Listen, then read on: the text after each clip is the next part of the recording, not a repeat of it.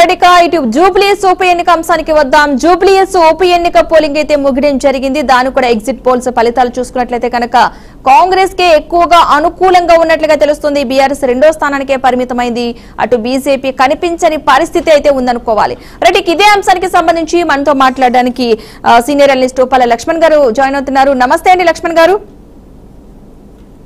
నమస్తే అమ్మ. ఓకే లక్ష్మణ్ గారు, ఈ జూబ్లీహిల్స్ ఉప ఎన్నికకు సంబంధించి మన ఎగ్జిట్ పోల్స్ ఫలితాలు చూసుకున్నట్లయితే కనుక కాంగ్రెస్ కి సపోర్ట్ఫుల్ గా అంటే అనుకూలంగా ఎక్కువగా కనిపిస్తున్నాయి. మరి ఎగ్జిట్ పోల్స్ ఫలితాలను ఏ విధంగా చూడాలంటారు?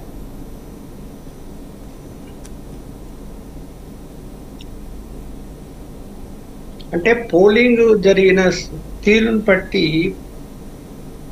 మరి బీజేపీకి తక్కువ పర్సెంటేజ్ ఓట్లు వస్తే అది బీఆర్ఎస్ పార్టీకి మైనస్ అవుతుంది. ఎక్కువ పర్సెంటేజ్ ఓట్లు వస్తే కనుక బీఆర్ఎస్ కు ప్లస్ పాయింట్ అవకాశం ఉంది. ఇక్కడ బీజేపీకి ఏమో కొన్ని 6%, 8%, 11% అలా చూపుతున్నవి. అందువల్ల కరెక్ట్ గా అంచనా అన్నది ఇప్పుడు చెప్పలేం, కానీ పోటాపోటీగా బీఆర్ఎస్ కు కాంగ్రెస్ మధ్య అయితే నడుస్తుంది.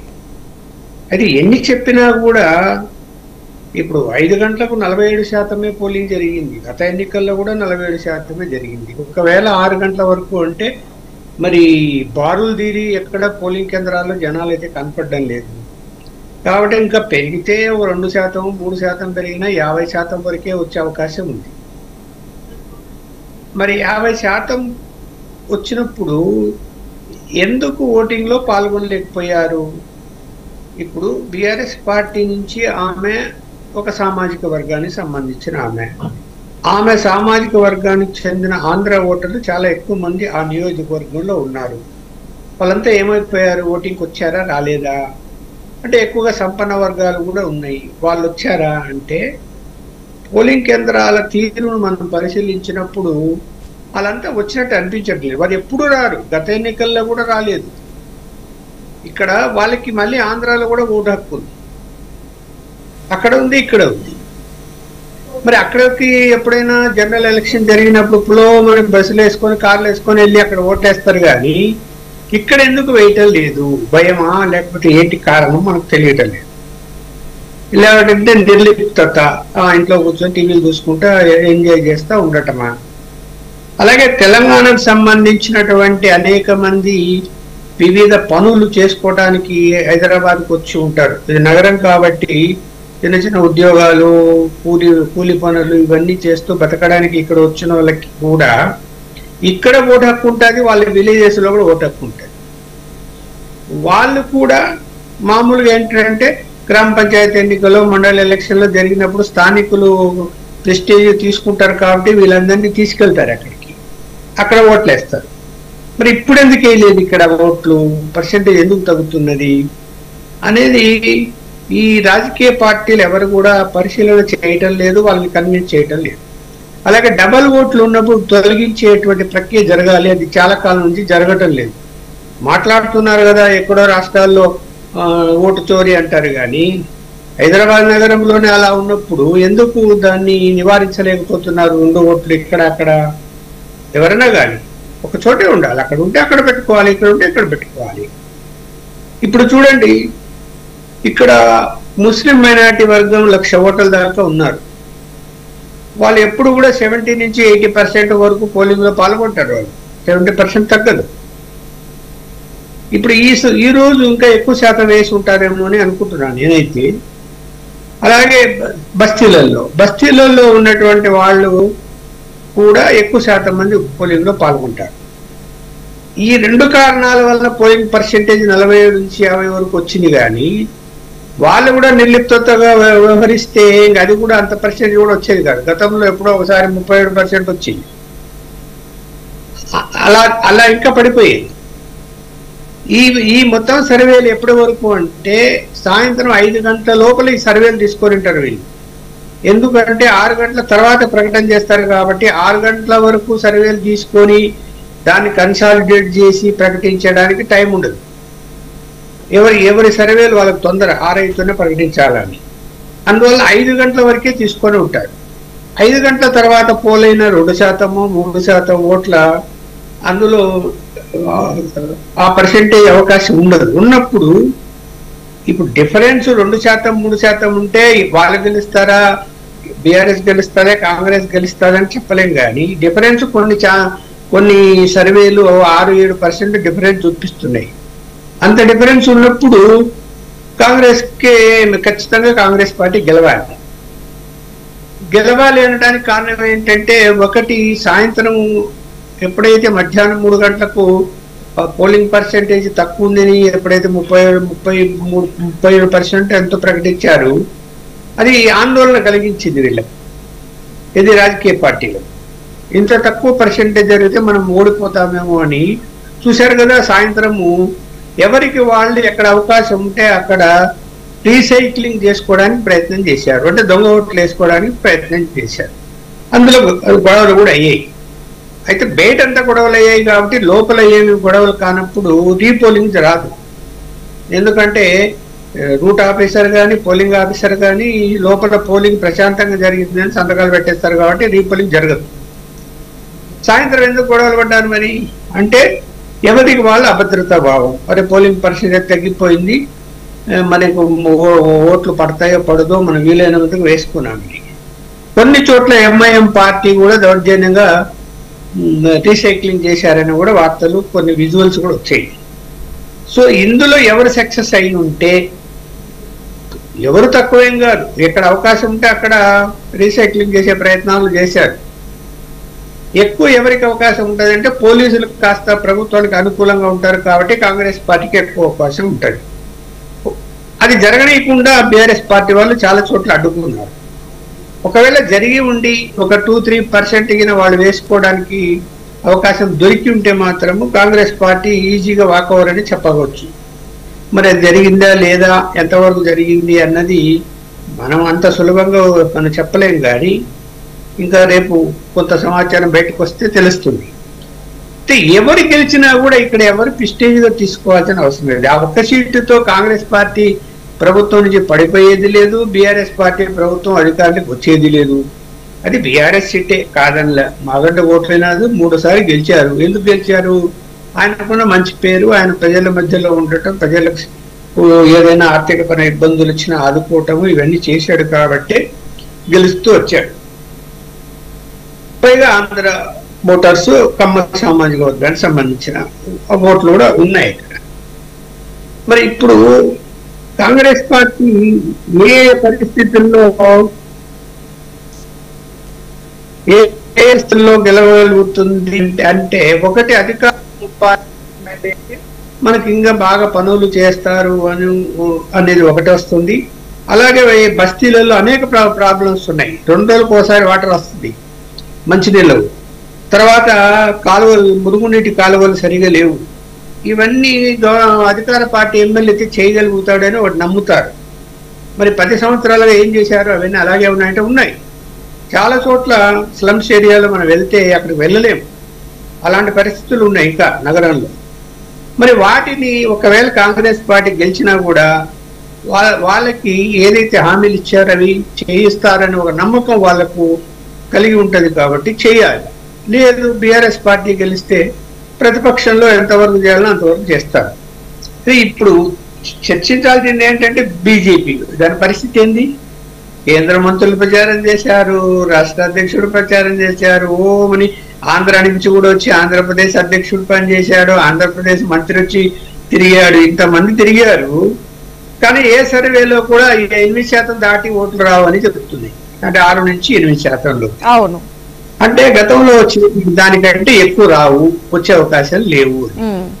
మరి ఏంటి పార్టీ పరిస్థితి? మేము అధికారంలోకి రాగలుగుతాము నెక్స్ట్ రాబోయే ఎన్నికల్లో అని చెప్పుకున్నటువంటి బీజేపీ ఇవాళ తలెత్తుకొని ఏం మాట్లాడగలుగుతుంది? ఇంతమంది ప్రచారం చేసి కూడా ఎందుకు ఓటర్లను ఆకర్షించలేకపోయారు? ఎందుకు ఆంధ్ర ఓటర్లను ఆకర్షించలేకపోయారు? ఇది ఖచ్చితంగా ప్రశ్నించాల్సిన అవసరం. వాళ్ళు కూడా అంతర్గతంగా చర్చించుకోవాల్సినటువంటి అవసరం ఉంది. అంటే ఇక్కడ గెలుపు రాబోయే జిహెచ్ఎంసీ ఎన్నికపై ప్రభావం పడుతుంది కాబట్టి ఇక్కడ బీజేపీ ఏంటంటే తన పాత్ర అసలు ఎక్కడా కూడా చాలా వెనక్కి కనిపించే పరిస్థితి. కానీ బీఆర్ఎస్ కాంగ్రెస్ పోటాపోటీగా కనిపించినా కొంచెం ఒక 5 నుంచి 6% చూసినా ఈ బీజేపీ మాత్రం చాలా వెనుకంజలో ఉన్న పరిస్థితి. మరి దీనికి ఆ ఎఫెక్ట్ పడే అవకాశం లేదంటారా బీజేపీకి? ఖచ్చితంగా పడుతుంది. ఇప్పుడు ఇప్పుడు ఏదైతే మున్సిపల్ కార్పొరేషన్ ఎన్నికలు వస్తాయో అది ప్రెస్టీజ్. ఇప్పుడు గతంలో కూడా మున్సిపల్ కార్పొరేషన్లో బీజేపీకి మంచి సీట్లు వచ్చాయి, అధికారంలోకి రాలేదు కానీ మంచి సీట్లు వచ్చాయి. మరి ఇప్పుడు ఈ ఎన్నికలు రాబోతున్న తరుణంలో, అంటే మున్సిపల్ కార్పొరేషన్ ఎన్నికలు రాబోతున్న తరుణంలో ఇక్కడ దారుణంగా ఈవెన్ డిపాజిట్ కూడా రాకుండా బీజేపీ పరిస్థితి వస్తే ఆ ప్రభావం ఆ ఎన్నికల్లో పడితేడుతుంది. ఎందుకు ఇట్లా అంటే ఎందుకు రిజెక్ట్ చేస్తున్నారు అనేది వాళ్ళు అంతర్మదనం అయితే చేసుకోవాలి. ఇప్పుడు సహజంగా ఏంటంటే లోకల్ బాడీ ఎన్నికలు వచ్చినప్పుడు అధికారంలో ఏ పార్టీ ఉంటే ఆ పార్టీకి కొత్త అనుకూలంగా ఉంటుంది వాతావరణం. ఎందుకంటే గ్రామాల్లో కానీ మండలాల్లో కానీ జిల్లా పరిషత్ కానీ ఏమైనా కూడా ఏం ఆలోచిస్తారంటే అధికారంలో ఉన్న పార్టీ వాళ్ళైతే మనకి ఏదైనా చేయగలుగుతారో అభివృద్ధి అని చెప్పి ఆలోచిస్తారు ఓటర్స్. కానీ అధికార పార్టీ మీద వ్యతిరేకత ఉంటే మాత్రము ఖచ్చితంగా పార్టీకి వెళ్తాయి, ప్రతిపక్ష పార్టీకి వెళ్తాయి. మరి అంత వ్యతిరేకత ఉందా? ఇప్పుడు ఈ ఎలక్షన్స్ లో కాంగ్రెస్ గెలిచింది అనుకోండి, వ్యతిరేకత లేదని వచ్చేస్తుంది. ఓడిపోయింది అనుకోండి, వ్యతిరేకత ఉందని వస్తుంది. వచ్చినప్పుడు రేపు ఎన్నికల్లో బీఆర్ఎస్ బీజేపీకి పొత్తు పెట్టుకొని పోటీ చేసాయి అనుకోండి, ఈజీగా మున్సిపల్ కార్పొరేషన్లు కానీ జిల్లా పరిషత్లు కానీ స్వాధీనం చేసుకునే అవకాశం ఉంటుంది.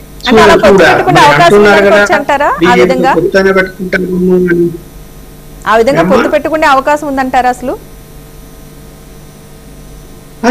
వార్తలు వచ్చాయి కదా, అసలు పార్టీనే విలీనం చేస్తారని కాంగ్రెస్ పార్టీ ఆరోపించింది. విలీనం అంటే చేయరు అనుకోండి. అంతే పార్టీ అంత బలంగా ఉండి 2 సార్లు అధికారంలో ఉండే పార్టీ అంత దిగజారిపోయి బీజేపీలో విలీనం చేస్తారనేది నేనైతే అనుకోవటం లేదు. కానీ పొత్తు పెట్టుకోవడానికి అవకాశాలు ఉండొచ్చు. దానికి అదేం పొత్తు పెట్టుకోవడంలో పెద్ద తప్పేం లేదు, తప్పేం అనిపించదు కదా. చూడాలి రాజకీయాలు ఎలా టర్న్ అవుతాయి.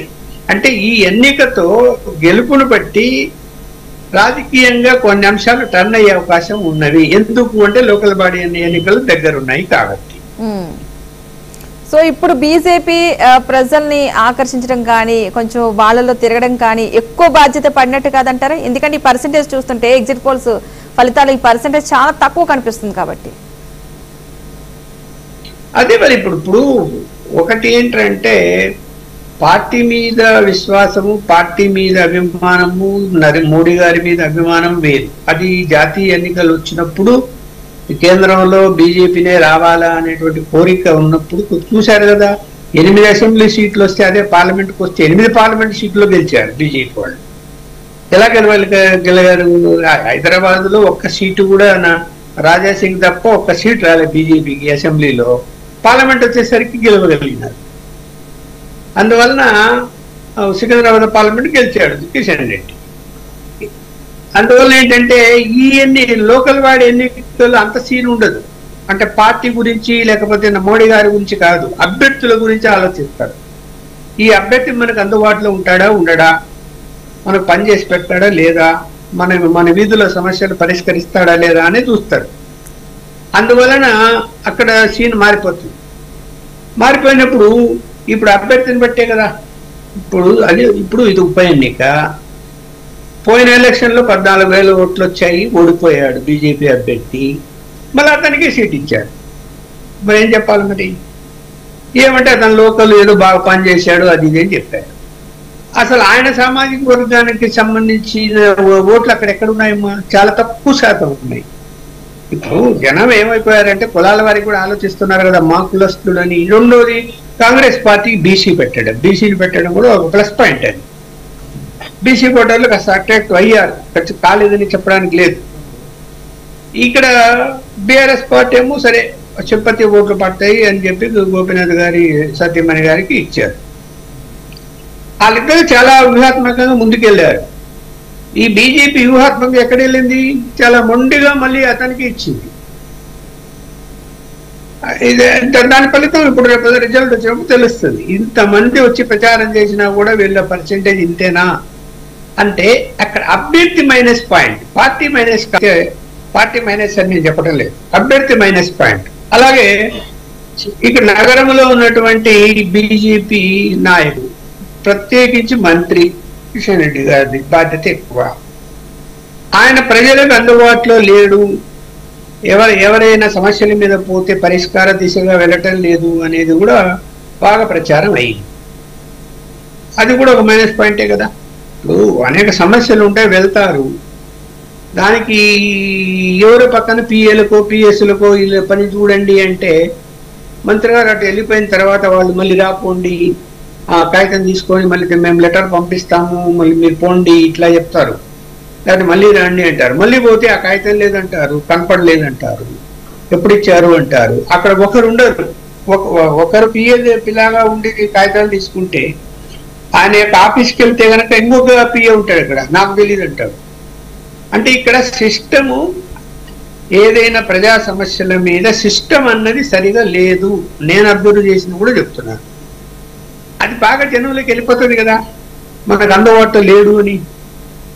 ఎందుకు గెలిచాడు గతంలో అంటే మోడీ గారి ఇమేజ్, కేంద్రంలో ఖచ్చితంగా అధికారంలోకి రావాలి. మరి అసెంబ్లీకి వచ్చేసరికి ఎందుకు ఓడిపోయారు, మరి ఒక్క సీటు గెలవలేకపోయాడు కదా ఆయన పార్లమెంట్ పరిధిలో. మరి ఇవన్నీ కూడా చర్చించాల్సినటువంటి అంశాలు. అంటే దీన్ని బట్టి బీజేపీ సరిదిద్దుకోవాల్సిన అంశాలు ఏమేమి ఉన్నాయనుకోవచ్చు అంటారు?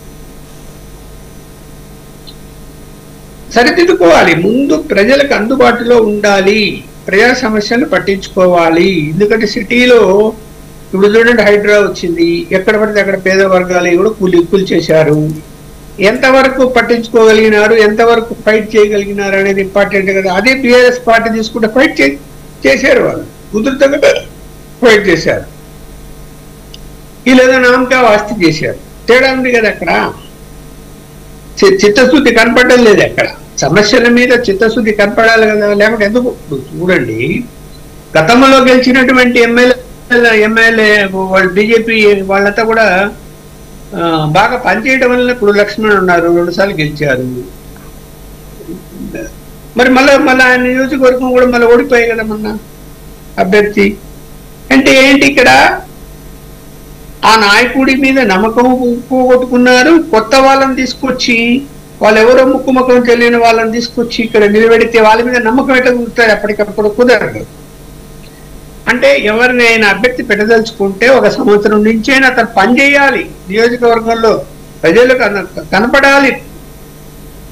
అది ఉండదు. ఏమైతుంది, లాస్ట్ మూమెంట్ వరకు ఇంకా ఎల్లుండి నామినేషన్ ఆఖరి రోజు అంటే కూడా అభ్యర్థులు నిర్ణయించడంలో పూర్తిగా జాప్యం చేశారు.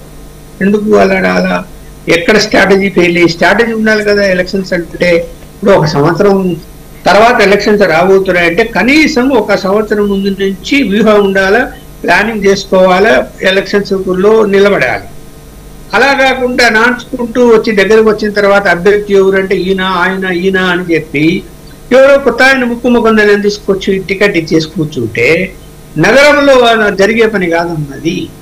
ఇప్పుడు బస్తీలలో ఉండేటువంటి ప్రజలు వాళ్ళ సమస్యలు ఎదుర్కొంటూ ఉంటారు, రోజువారీ సమస్య. వాటి పరిష్కారంలో నాయకుడు ముందు ఎవరుంటారో వాళ్ళ వైపు చూస్తారు వాళ్ళు. అందుకని గోపీనాథ్ గారు 3వ సారి కూడా గెలిచాడు. అక్కడ మనం ఉదాహరణగా చెప్పొచ్చు. ఓకే, ఒకవేళ కనుక ఈ బీఆర్ఎస్ కు సంబంధించి మనం చూసుకున్నట్లయితే కనుక, ఒకవేళ కనుక కేసీఆర్ ప్రచారం చేస్తుంటే పర్సంటేజ్ ఏమైనా పెరిగే అవకాశం ఉందనుకోవచ్చు అంటారా? అప్పుడు పెరుగుండేదనుకోవచ్చు అంటారా? ఇప్పుడు కేసీఆర్ ప్రచారం చేసినా చేయకపోయినా బీఆర్ఎస్ పార్టీ వలన మేలు ఏదైతే జరిగి ఉంటుందో అది ఎవరేం మర్చిపోరమ్మా. 10 సంవత్సరాల పరిపాలన చేశారు కాబట్టి ఇప్పుడు మన వీధిలో కాలువలు వచ్చాయి, లేకపోతే మంచినీళ్ళు పెరిగింది, లేకపోతే ఇల్లు కట్టించారు, ఇవన్నీ కూడా అవి ఎలా మర్చిపోతారు? ఆ పార్టీకి ఓటేయడానికే ప్రయత్నం చేస్తారు. ఆయన వచ్చి ప్రచారం చేసినంత మాత్రాన ఓట్లు పెరిగేదో తగ్గేదో ఏమీ ఉండవు. పార్టీ మీద అభిమానం అనేది ఉంటుంది. కేసీఆర్ మీద నమ్మకం అనేది ఎవరికైతే ఉంటుందో వాళ్ళు, ఆయన ఆరోగ్యరీత్యా బాగలేదని అందరికీ తెలుసు, ఆయన రావాలని ఎందుకు కోరుకుంటారు? ఓకే, ఇప్పుడు ఈ ఓటింగ్ శాతాన్ని చూస్తే ఈ నియోజకవర్గానికి సంబంధించి ఇప్పటి వరకు కూడా మనకి జస్ట్ ఒక 46 నుంచి 47% అంటున్నారు. ఇంకా లైన్లో ఉన్న వాళ్ళు కూడా ఇంకా వాళ్ళు కూడా ఓటు నమోదు ఉపయోగించుకుంటే కనుక ఒక 50%. అలా కాకుండా ఆ నియోజకవర్గంలో ఓటింగ్ శాతం పెంచడానికి ఈ రాజకీయ నాయకులు ఎందుకు ప్రయత్నాలు చేయలేదనుకోవాలి? అంటే వారి పార్టీ గెలవాలని ప్రయత్నాలు చేశారు తప్ప ఓటు శాతం అంటే ఓటర్లు ఎవరైతే ఉన్నారో అవగాహన కల్పించే ప్రయత్నం చేయడంలో విఫలమయ్యారని అనుకోవచ్చు అంటారా? ఇక్కడ అవగాహన నేను మొదటి చెప్పా కదమ్మా, ఇక్కడ స్లమ్స్ ఏరియాలో ఎవరైతే పేద వర్గాలు ఉన్నారో వాళ్ళు ఖచ్చితంగా 70-80% పోలింగ్ కేంద్రాలకు వెళ్ళి ఓట్లు వేస్తున్నారు ప్రతిసారి. అలాగే ముస్లిం మైనార్టీలు కూడా అదే పర్సెంటేజ్లు ఓటేస్తున్నారు. వాళ్ళు ఎవరు? బాగా ఉన్నవాళ్ళు. వాళ్ళు అసలు ఇళ్లలోంచి బయటికి కదలరు. నేను వెళ్ళి గంటల కొద్ది నిలబడుకొని క్యూలో ఓటేయాలనా, ఏమి అవసరం ఏముంది అనేటువంటి పద్ధతులు ఉన్నారు. వాళ్ళని కన్విన్స్ ఎవరు చేయాలి? వాళ్ళకి అవగాహన ఎందుకు? వాళ్ళకి తెలియదా ఓటు అంటే ఏంటో? చదువుకున్న వాళ్ళు, మేధావులు, వ్యాపారస్తులు, కాంట్రాక్టర్లు, సినిమా యాక్టర్లు వీళ్ళందరికీ తెలీదా? అందరికీ తెలుసు కదా. ఎవరే మన ఓటు హక్కు ఇది, మనము ఉపయోగించుకోవాలి, ప్రజాస్వామ్యంలో మనం జీవిస్తున్నాము అనేటువంటిది తెలీదా? వాళ్ళ బాధ్యత కాదా ఓటు వేయాలన్నది? ఎందుకు ఇళ్ళలో కూర్చుంటారు? కాకపోతే మన ఎన్నికల వ్యవస్థలో ఏంటంటే రిఫార్మ్స్ రావాలి. ఇట్లా వరుసగా 3 సార్లు ఓటు హక్కు వినియోగించుకోకపోతే వితౌట్ రీజన్ అసలు ఓటు హక్కును తీసి అవతల పడేయాలి. ఎందుకు అతను ఓటు హక్కు ఇవ్వాలి? ఇంట్లో కూర్చుంటాడు. అలాంటిది రావాలి. లేకపోతే ఇప్పుడు అదే ఇతర దేశాల్లో అట్లా ఒప్పుకోరు కదా. చూశారు కదా, మన న్యూయార్క్ లో ఎన్నికలు జరిగితే 99% పోలింగ్ లో పాల్గొన్నారు వాళ్ళు. 99%. మన నేషనల్ యావరేజ్ ఎంత? 25% మంది. ఇండియాలో నేషనల్ యావరేజ్ 65%. మరి ఏం చెప్పాలి? Exactly right. థ్యాంక్ యూ అండి లక్ష్మణ్ గారు, డ్రైవ్ లో పాల్గొని మంచి ఇన్ఫర్మేషన్ ఇచ్చారు. థ్యాంక్ యూ సో మచ్ అండి. ఓటు హక్కు వినియోగించుకునే వారికి కూడా మంచి అవగాహన కల్పించారని అనుకుంటున్నాం. మీరు అన్నట్టు ఒక్కసారి 3 సార్లు కనుక ఓటు హక్కు వినియోగించుకోలేని వారిని పక్కన పెడితే కనుక వాల్యూ తెలుస్తుందని చెప్తున్నారు. మంచి ఇన్ఫర్మేషన్ అండి. మొత్తంగా ఈ జూబ్లీ హిల్స్ ఉప ఎన్నికకు సంబంధించి అయితే పోలింగ్ ముగిసింది. సాయంత్రం 5 గంటల వరకు కూడా 47.14% అయితే ఓటింగ్ నమోదైంది. ఇక ఈ ఓటింగ్ శాతం ఇంకా పెరిగే అవకాశాలు ఉన్నట్లుగా తెలుస్తుంది. గత 2014 నుంచి చూసుకున్నట్లయితే కనుక ఒక ఆ ఇయర్ మాత్రమే 51% అయితే నమోదు చేసుకుంది ఓటింగ్ శాతం. ఇప్పటి వరకు కూడా 50కి లోపే ఉంది. సో ఈసారి 50% దాటే అవకాశాలు ఉన్నాయంటూ కూడా నిపుణులు అయితే చెబుతున్నారు. చూడాలి రిజల్ట్ వచ్చిన తర్వాత ఎంత శాతం పోలింగ్ నమోదయ్యిందని చెప్పబోతారు. ప్రజెంట్ ఇప్పుడు చూసుకున్నట్లయితే కనుక ఈ ఎగ్జిట్ పోల్స్ ఫలితాలు చూసుకున్నట్లయితే కనుక కాంగ్రెస్ పార్టీకి అనుకూలంగా కనిపిస్తుంది. బీఆర్ఎస్ 2వ స్థానానికే పరిమితం అయ్యే అవకాశాలు ఉన్నట్టుగా తెలుస్తుంది. అటు కాంగ్రెస్ కి బీఆర్ఎస్ కి మాక్సిమం 5 నుంచి 6% డిఫరెన్స్ అయితే చూపిస్తున్నాయి ఎగ్జిట్ పోల్స్. బీజేపీ అయితే చాలా వెనుకంజలో, అంటే అసలు కనిపించని పరిస్థితి, 10% లోపు పర్సెంటేజ్ లో మాత్రమే ఉంది. బీజేపీ ప్రజల్లోకి వెళ్లడంలో కాస్త వెనకపడింది. అభ్యర్థిని ఎంపిక చేసుకోవడంలో కూడా కొంచెం అవగాహన కలిగి లేదు అంటూ కూడా నిపుణులు అయితే చెప్తున్నారు. ఆ విధంగా కొంచెం ప్రయత్నం చేస్తుంటే పర్సెంటేజ్ పెరిగేదేమో, ప్రజల్లో బీజేపీపై అంటే అభిమానం పెరిగేదేమో అంటూ కూడా చెప్తూ ఉన్నారు. చూడాలి. మొత్తంగా ఇప్పటి వరకు చూసుకున్న ఎగ్జిట్ పోల్స్ ఫలితాలు చూసుకున్నట్లయితే కనుక అటు కాంగ్రెస్ కే అనుకూలంగా అయితే కనిపిస్తున్నాయి. చూద్దాం రిజల్ట్ వచ్చిన తర్వాత ఎవరికి నిజంగానే ఈ ఎగ్జిట్ పోల్స్ ఫలితాలు నిజమవుతాయా లేదా తారుమారవుతాయా? తారుమారయ్యే ఛాన్సెస్ అప్పుడప్పుడు జరుగుతాయి కాబట్టి ఎలాంటి మ్యాజిక్ జరగబోతుందో తెలియనుంది.